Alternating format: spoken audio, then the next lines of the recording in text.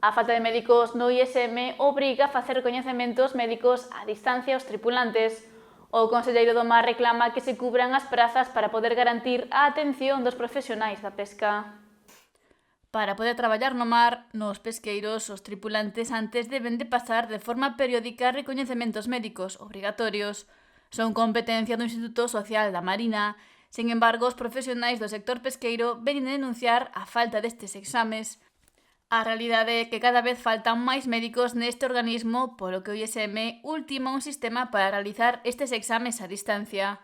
O conselleiro do Mar, Alfonso Villares, destaca a importancia de buscar solucións para que os mariñeiros poidan seguir desempeñando o seu traballo. Eu creo que ese é un problema maior que temos, o feito de que non haxa eses médicos para depois poder facer os reconhecimentos que necesitan os nosa xente para ir ao mar.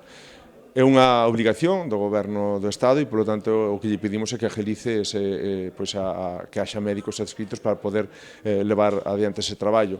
É curioso que ás veces se lle responsabilice ás autonomías a falta de médicos, señen os propios grupos que sustentan o Goberno Central os que digan que non hai médicos, cando eles, desde o Goberno Central, teñen moitas plazas sin cubrir e cando realmente é moi significativo o pequeno número de plazas que dependen do Estado e para o pequenas que son, que esteñen sin cubrir e que haxa déficit en estes momentos, tamén dice bastante desas críticas que se fan.